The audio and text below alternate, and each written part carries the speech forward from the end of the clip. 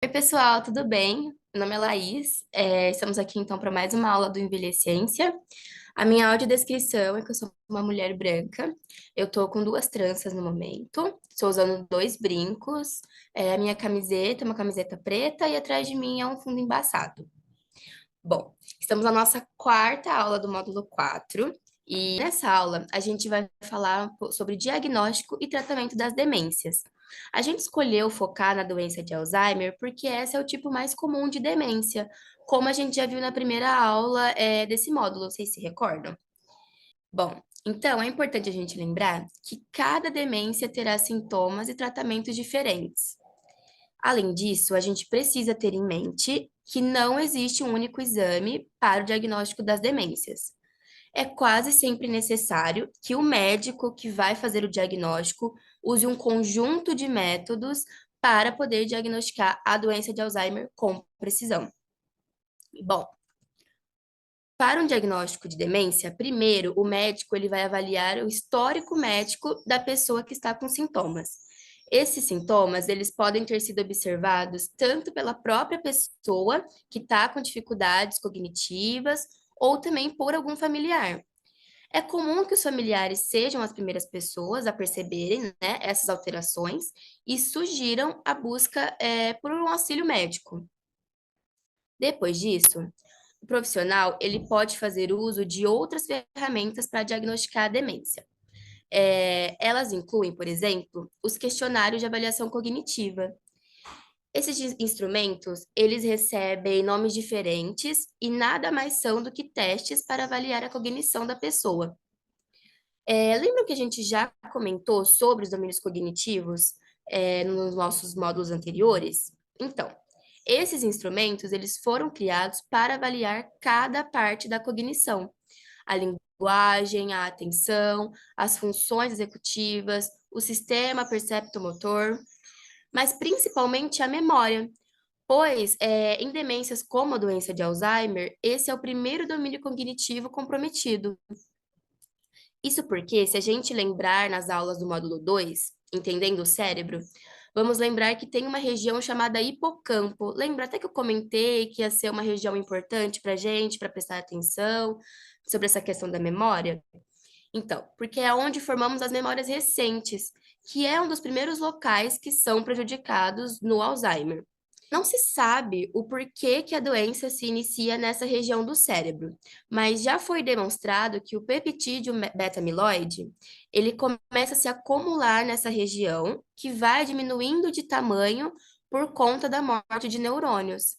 Então, por isso que é tão importante termos questionários que avaliem esse domínio, mas também que todos os domínios da cognição, não só o da memória.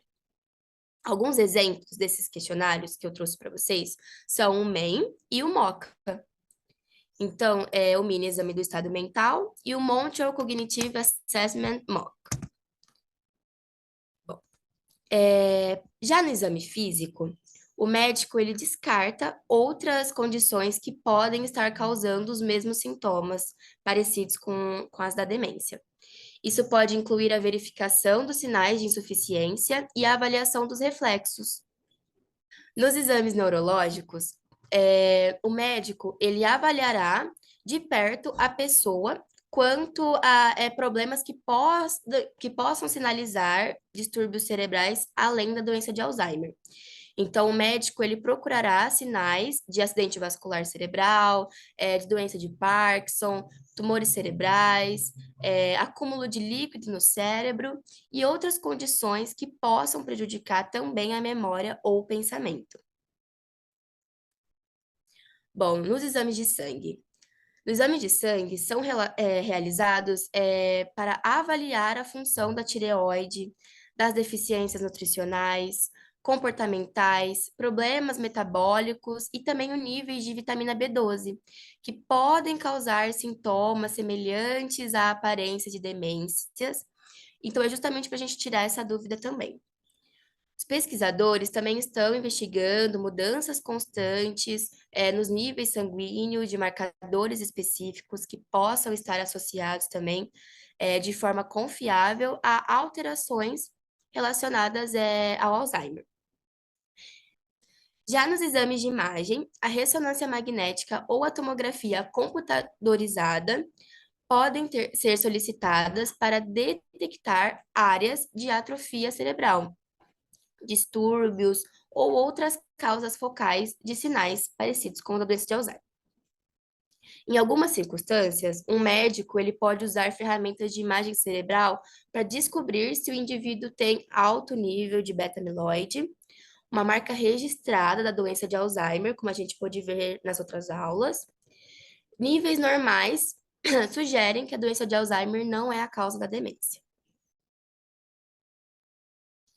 Bom, é importante a gente ressaltar que o diagnóstico de demência, ele deve ser realizado por um médico especializado, geralmente um neurologista ou um geriatra, pois envolve uma avaliação de vários fatores e exige experiência clínica.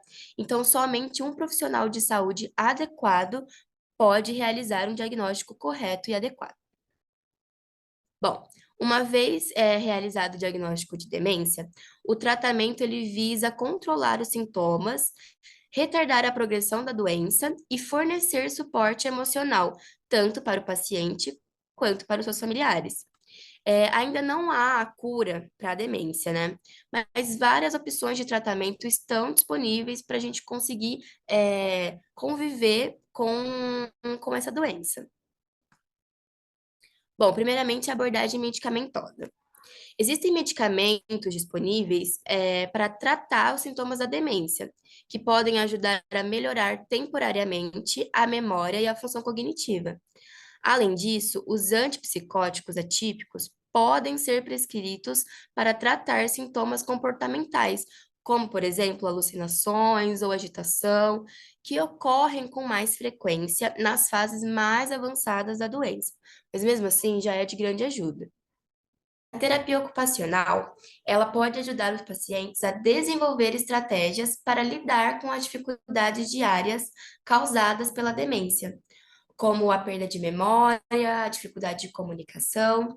Não sei se vocês já tiveram oportunidade de assistir o trabalho da terapia ocupacional, mas ela é muito importante nesse passo da adaptação do paciente com a doença, do convívio, do dia a dia. Então, é muito importante.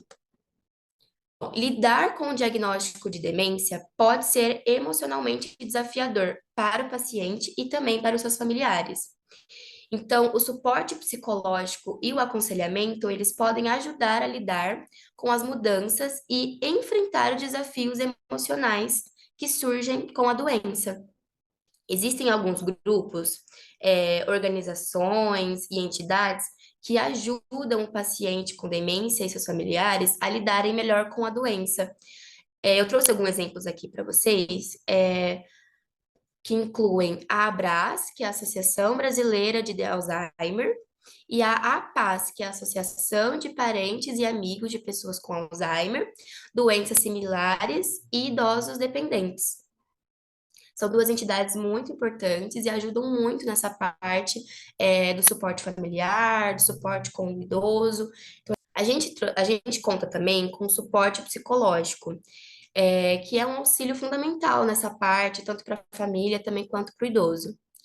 Eu trouxe também grupos online de suporte, como, por exemplo, o informasus.fiscar.br, que se vocês quiserem acessar para vocês entenderem melhor como funciona o site, os grupos online, eu deixei aqui para vocês o link. Se vocês quiserem saber um pouco mais, entender melhor como funciona o site do InformaSUS, a gente pode disponibilizar para vocês no nosso ambiente virtual. Mas eu também trouxe aqui para vocês o link. Bom, por fim, sempre consulte um médico para obter informações personalizadas e atualizadas sobre o diagnóstico e o tratamento da demência. Aqui são as nossas referências. Qualquer dúvida, qualquer discussão, comentário, pode mandar no nosso ambiente virtual de aprendizagem. E também a gente disponibiliza para vocês sempre aqui o nosso arroba do Instagram e também o nosso e-mail. Obrigada, gente. Até a próxima aula.